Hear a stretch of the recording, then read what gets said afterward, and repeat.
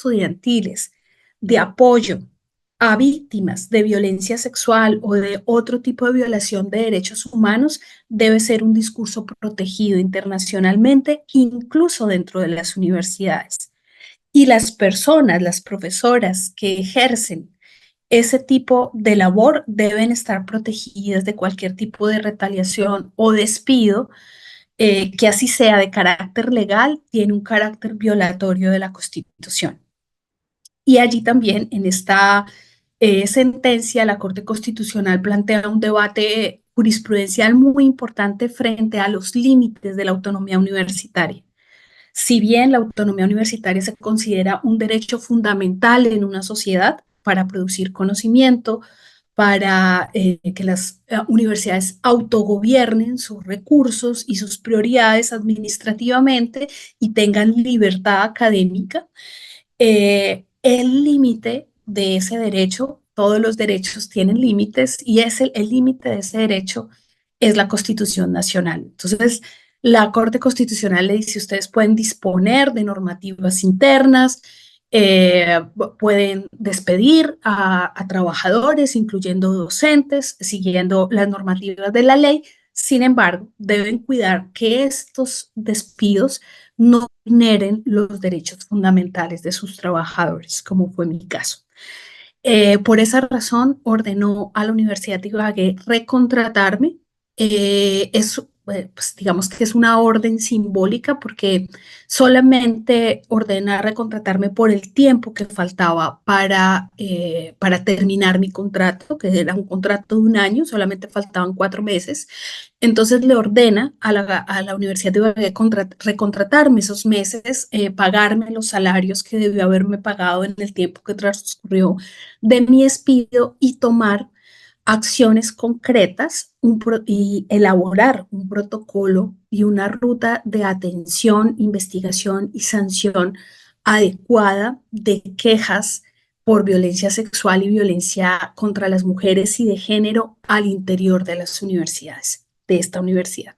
Entonces, este fue un primer precedente que fue muy importante para la lucha por el reconocimiento de los derechos de las mujeres al interior de las universidades. Eh, ha sido utilizada por otras profesoras que cuando realizan este tipo de trabajo de apoyo a la denuncia de algunos colectivos estudiantiles o se paran fuerte frente a algunos ejercicios de violencia de género, suelen ser señaladas, acosadas laboralmente, ejercen, digamos, un tipo de violencia contra ellas que incluso produce censura o autocensura, porque ellas temen, digamos, no recibir recursos o quedar aisladas precisamente por sus posiciones de defensa de derechos humanos frente a estos temas. Eh, como les decía, estas, digamos, tanto las que luchan como colectivo, como yo, veníamos hablando de estos temas y nos encontramos a finales del 2019 en un encuentro de mujeres del Departamento de Antropología. Este encuentro de mujeres lo cita el colectivo Las que Luchan, y allí nos encontramos mujeres, yo soy egresada de ese departamento, nos encontramos mujeres de diferentes generaciones. Yo salí a inicios del 2000, es decir, hace ya más de 20 años. Estaban estudiantes actuales y estaban estudiantes más antiguas, de cohortes más antiguas que la mía, para compartir cuáles habían sido sus experiencias como mujeres en el proceso de formación como antropólogas o arqueólogas. En Colombia, en la Universidad Nacional, eso es una sola carrera. Tú haces una sola carrera 5 semestres y luego te especializas en antropología social o en arqueología o en antropología biológica o en etnolingüística o bueno, alguna de las ramas de la antropología como ciencia en general. Entonces, en esta conversación, en este círculo de la palabra, yo pude a muchas hablar de experiencias muy dolorosas con 3 profesores de este departamento. Y eran 3 profesores que habían estado como profesores cuando yo era estudiante. Estamos hablando que 20 años antes, ya cuando yo era estudiante, había evitado ver clases con ellos porque era reconocido que tenían presuntas conductas de acoso sexual con las estudiantes. Entonces, es como, imaginen ustedes que estudiar en el departamento era como pisar un campo minado donde las estudiantes tienen que pensar qué materia escriben o qué curso escriben para evitar a un profesor que todo el mundo sabe que tiene conductas que hacen sentir incómodas a las estudiantes y que pueden terminar como yo atrasando muchas materias para evitar ver materias con profesores que se consideran abusivos y que es además de conocimiento público. Pero les estoy hablando que cuando yo estudié, estos profesores tendrían alrededor de una edad de unos 40, 45 años y actualmente son personas que se acercan a los 65, 70 años y seguían teniendo exactamente las mismas conductas con las estudiantes que ahora perfectamente podrían ser sus nietas, ¿sí? Es decir, en 25 años pudimos rastrear ese día a partir de ese espacio seguro y de esa conversación intergeneracional entre mujeres, eh, un patrón de violencia que se extendía en más de 2 décadas, ¿sí? Con los mismos profesores. Por supuesto que esto causó, digamos que una indignación colectiva, se hablaron de todos los mecanismos que habían activado las víctimas en la universidad, hablar con los decanos, eh, alertar al protocolo, porque ya en ese momento existía un protocolo de atención a violencias basadas en género, ir a hablar al bienestar universitario, o sea, varias de ellas, así como algunas habían decidido quedarse calladas, por ejemplo, las que lo vivieron cuando yo fui estudiante, las de mi generación, pues no teníamos, digamos, ninguna herramienta para poder denunciarlo a través de mecanismos formales, porque no existían las herramientas en ese momento, pero la generación de ahora sí tenía las herramientas, pero a pesar de eso, las herramientas no funcionaban. Es decir, existía un protocolo, existía una ruta, existían unas instancias, pero ellas no sentían que fuera un espacio seguro para ir a denunciar conductas que les causaban incomodidad sexual, ¿sí? Se sentían siendo objeto de una atención sexual no bienvenida que habían rechazado varias veces, pero que seguía existiendo. Entonces, digamos que esa palabra, esas palabras juntas generaron la necesidad de ir más allá de lo que habíamos sido en el litigio estratégico del 2018 con la sentencia que les comenté, ir más allá. Lo que hicimos fue una recopilación, nos pusimos de acuerdo ese día, eso fue a finales de diciembre del 2019, frente a la necesidad de hacer un ejercicio de memoria social que recogiera esas experiencias que simplemente ellas las habían hablado con sus compañeras más cercanas, con su familia, con los profesores y profesoras de confianza, pero que se habían quedado, digamos, regadas en esos 25 años de trabajo laboral de estos 3 profesores, ¿sí? Y al año siguiente decidimos hacer una primera reunión presencial. Esta convocatoria se hizo a través de redes sociales.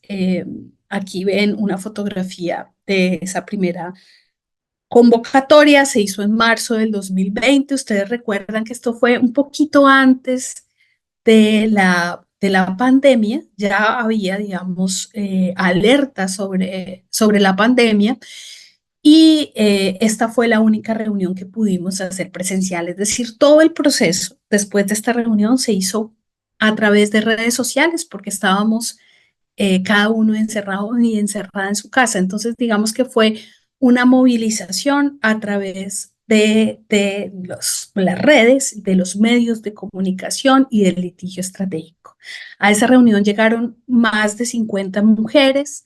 Solamente participaron mujeres que querían contar experiencias con estos 3 profesores.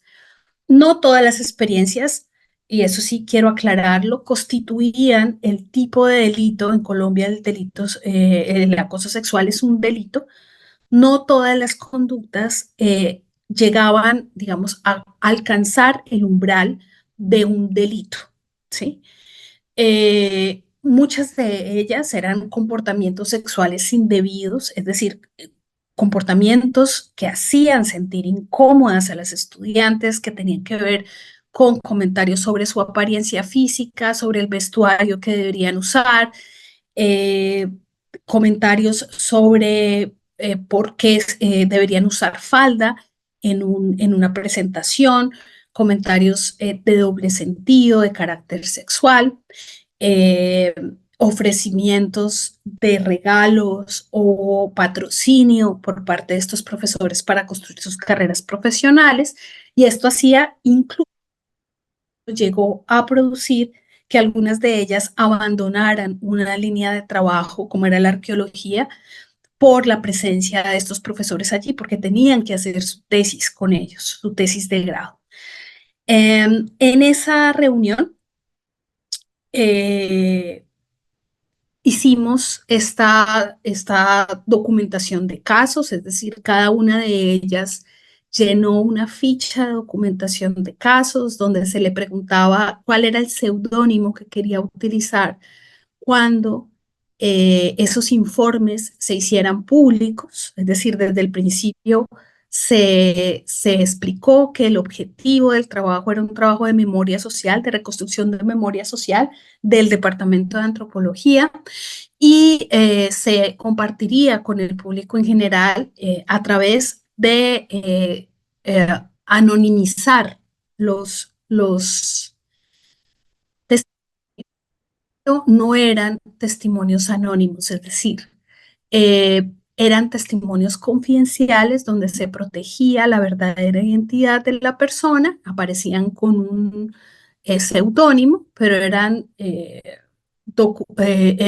casos donde la persona se identificaba con número de cédula, nombre completo y su firma, y autorizaba compartir su caso en este informe.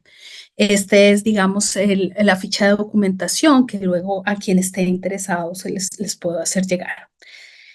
Con esta nosotros lanzamos un primer informe que tenía aproximadamente 32 testimonios de mujeres eh, que habían sido estudiantes o que eran estudiantes de este departamento, incluso profesoras actuales del departamento que se habían formado allí y que habían vivido situaciones que van desde el acoso sexual, o sea, situaciones que sí tipifican como un delito, hasta situaciones de conductas sexuales reprochables, ¿sí? Eh, y estando en la elaboración del informe, llegó un testimonio de un varón, que era algo que pues nosotros no habíamos contemplado dentro del trabajo de investigación, pero él vio nuestras publicaciones en redes sociales y nos pidió participar con su testimonio dentro del informe. Este muchacho había sido estudiante del departamento y afirmaba haber sido víctima de un tocamiento sexual indebido por parte de un profesor de la universidad, de otro departamento de sociología. Y él decía que cuando había contado su experiencia, él estaba muy joven cuando esto sucedió en un espacio por fuera de la universidad. Cuando él contó esta experiencia, era menor de edad incluso, sus amigos se burlaron de él. Es decir, que él en su vida no había tenido un espacio seguro para hablar de esa situación que lo hizo sentir incómodo, y que él sabía que era un informe sobre violencia contra las mujeres, pero que él no había tenido la oportunidad de encontrar un espacio donde hablar de la violencia sexual que él había sufrido en forma de un tocamiento sexual. Eh, lo discutimos entre las compañeras con las que estábamos trabajando el informe y decidimos sacar ese primer informe con un testimonio de un varón y 32 testimonios de mujeres, ¿sí? Luego, pues este informe tuvo un gran impacto en medios de comunicación. Empezaron, digamos, una ronda de entrevistas, las víctimas acudieron a los medios de comunicación a contar lo que había sucedido. El director del departamento salió a defender el por qué no habían tomado medidas de protección hacia estos profesores o habían iniciado una medida disciplinar, una investigación disciplinar para esclarecer qué era lo que estaba sucediendo con estos profesores. Es decir, se armó un debate nacional, un debate de carácter nacional, mucho más grande que el que habíamos logrado en 2017, porque era una universidad pequeña, una universidad privada, una universidad que no estaba en el centro de la capital. Ahorita estábamos discutiendo en el corazón del país y en la principal universidad pública los daños que este tipo de experiencias tuvieron en las mujeres que las vivieron. Entonces, ahí lo importante no era, digamos, solamente el hecho victimizante, que por ponerles un ejemplo, en una salida de campo, uno de estos profesores eh, patrocinaba el consumo de alcohol en las estudiantes, es decir, él gastaba, compraba licor, se lo proporcionaba a los estudiantes y cuando estaban todos borrachos, él intentaba, por ejemplo, meterse al cuarto, a la habitación de una de las chicas de las estudiantes para, pues, accederla sexualmente. Eh, digamos, el relato del hecho era importante, pero lo más importante era también la forma como las personas en el presente, en ese presente, es decir, 2020, recordaban lo que había pasado, cómo se habían sentido, con qué red de apoyo contaron en ese momento y cuál fue la respuesta que recibieron de la institución cuando plantearon una queja. ¿Sí? Entonces, nuestro objetivo no era solamente señalar la conducta victimizante, sino los efectos que esa experiencia había tenido en la forma de violencia secundaria o violencia institucional. Y allí el informe fue devastador, porque lo que encontramos es una arquitectura de la impunidad donde participan, digamos, en colectivo, con menor y mayor responsabilidad algunos, toda la comunidad universitaria, incluso sus propios pares, que veían este tipo de conductas y se burlaban, eh, les ponían apodos a las chicas, les decían que eran las novias del profesor, las aislaban, ¿sí? Y no tomaban en serio su incomodidad, ¿sí? Lo hacían chiste. A partir de ese primer informe sacamos otros dos informes porque siguieron llegando testimonios de otros estudiantes, de otras estudiantes que no habían tenido la oportunidad de hablar.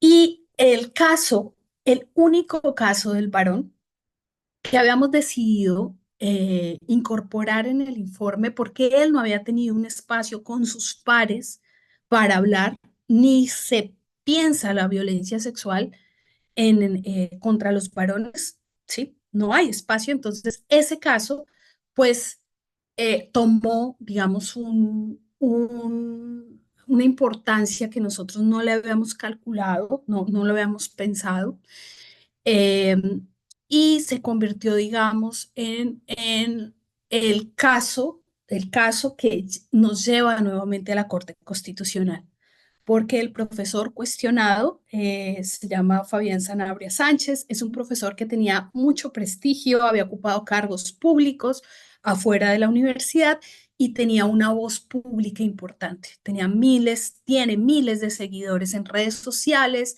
es una figura que hace YouTube, que habla en los noticieros de televisión y salió a defenderse de una manera muy agresiva, eh, utilizando pues todas sus redes políticas y sus relaciones políticas y salió pues a acusarnos de hacer montajes, de perseguirlo políticamente, de ser parte de una conspiración política en su contra y digamos que logró desviar el debate público lamentablemente hacia él como foco. Los informes en general tuvieron 59 testimonios.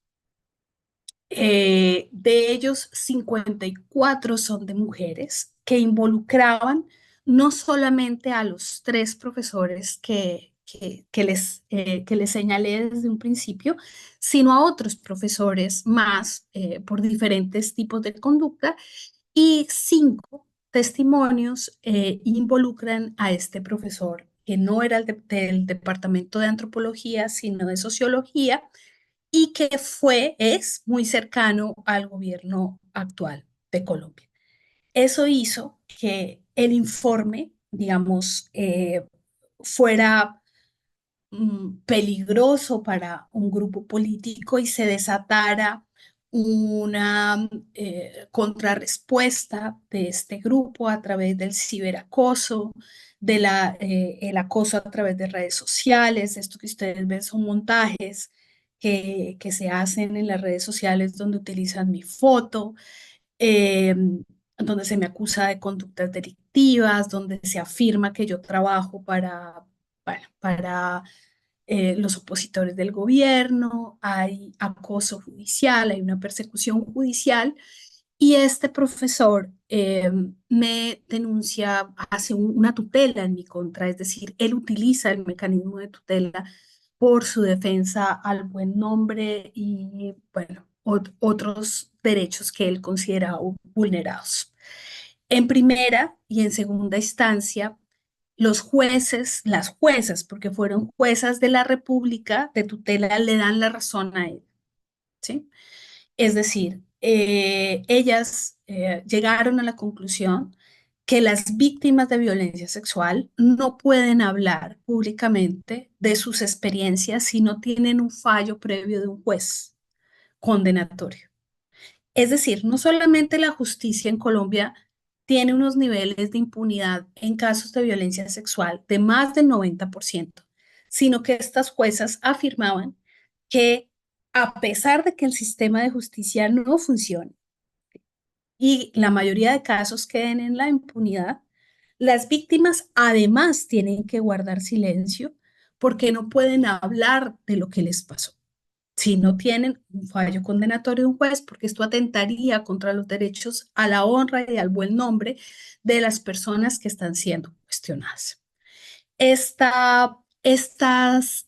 Digamos, pérdidas en primera y en segunda instancia fueron muy costosas para nosotras porque al otorgarle razón, a pesar de una jurisprudencia de la Corte Constitucional que señalaba que el debate público y la denuncia pública es un mecanismo complementario del derecho, que la presunción de inocencia no se vulnera con ese tipo de debate, porque la presunción de inocencia es un derecho que se respeta a través de los procesos formales de denuncia donde se deben brindar garantías de debido proceso y garantías de defensa, a pesar de que ya existían esos antecedentes jurisprudenciales, estas jueces deciden ir en contra de estos antecedentes también porque es una persona, era una persona con una figuración pública, un reconocimiento público muy amplio y con una voz pública muy importante. Todos los medios lo entrevistaban, era una persona que opinaba. Nosotras no vimos venir ese riesgo porque no consideramos que fuera un caso tan relevante frente a los casos de las mujeres que nosotras estábamos acompañando. Sí, o sea, hicimos también un mal cálculo del riesgo y no conocíamos a este personaje hasta que, bueno, lo tuvimos que padecer, padecer su persecución y la persecución de su grupo político. Eh, Estos profesores fueron separados, estoy hablando de los 3 profesores que fueron señalados por más mujeres egresadas, fueron separados de las clases presenciales en la universidad mientras se abrieron los procesos de investigación disciplinaria. Lamentablemente, los procesos formales de investigación disciplinaria son muy lentos en la Universidad Nacional. Algunos ya llevan más de 4 años y no han fallado. Y en el caso del profesor Virgilio Becerra, a pesar de que tenía señalamientos múltiples de múltiples generaciones, decidieron archivar los casos porque habían pasado los 10 años o los 5 años de antigüedad de los hechos. En el derecho disciplinario hay una prescripción, una caducidad que no supera los 10 años y muchos de estos relatos eran más antiguos de los 10 años. Entonces, archivaron los casos y hasta este semestre este profesor va a volver a clases presenciales, pero por la negativa de los estudiantes y las estudiantes, abrieron varios grupos para que no se vean obligados a ver clase con él y puedan decidir si la ven con él o lo ven con otros profesores. Abrieron 3 grupos en sus cursos.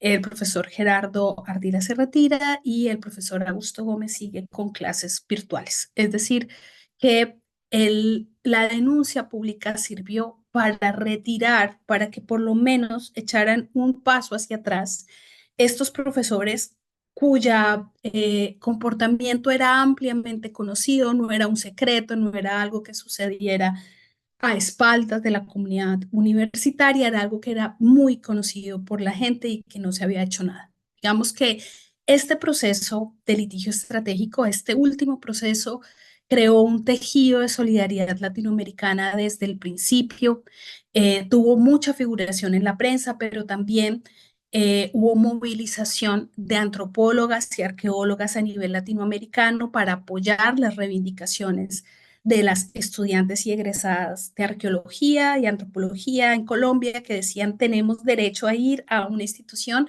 donde no nos sintamos pisando un campo minado y donde si tenemos alguna experiencia, si vivimos alguna experiencia de violencia, los mecanismos que reciban esas quejas sean eficientes y actúen acorde a derechos humanos. Entonces aquí ustedes pueden ver algunas de las organizaciones, incluso instituciones como la Defensoría del Pueblo que apoyaron que esa tutela que yo había perdido en primera y segunda instancia llegara hasta la Corte Constitucional para su revisión. Ustedes se imaginarán cuántas acciones de tutela en un país donde se violan los derechos humanos todos los días, y a casi todo el mundo, llegan a los juzgados. Son miles. Pero lograr pasar a una revisión de la Corte Constitucional es muy difícil. Yo ya lo había logrado en el 2018 y había muy pocas posibilidades de que lo volviera a lograr en el 2022, más cuando yo era la accionada, no era la accionante. Sí, es decir, la tutela era en mi contra. Sin embargo, logramos que la Corte Constitucional seleccionara nuevamente pues una tutela donde yo estaba involucrada y bueno, ya les voy a contar los resultados. Al mismo tiempo que estábamos nosotras en este proceso, aguantando persecución judicial, ciberacoso, persecución política, incluso seguimientos en la calle, amenazas contra la vida, contra nuestra vida. En el Perú hay un caso similar. Una egresada también de arqueología de la Universidad Católica denuncia presuntos abusos sexuales de un profesor. El profesor muestra imágenes de contenido sexual durante sus clases. Esto se considera abuso sexual, así no haya un tocamiento. Pornografía no consentida, ¿sí? Exhibición de pornografía no consentida. Ella denuncia en una asamblea de estudiantes esto y salen otras víctimas a hablar de posibles situaciones de acoso sexual de este profesor. Este profesor era una figura muy importante, había sido ministro de Cultura, era una persona que era muy reconocida dentro del gremio de la antropología latinoamericana y decide denunciarla a ella, es decir, tratar de criminalizar la defensa de derechos humanos que hacía Marcela Porier, es su apellido, a través de un juicio por injuria y calumnia y por difamación, ¿sí? Lamentablemente, a pesar de que lo que hacía Marcela es un discurso protegido, porque es un discurso de defensa de derechos humanos, pues condenada en primera instancia, lo cual hizo también que se creara un movimiento de solidaridad con ella y en segunda instancia, afortunadamente, fue absuelta, ¿sí? después de un movimiento muy fuerte en su defensa, ¿sí?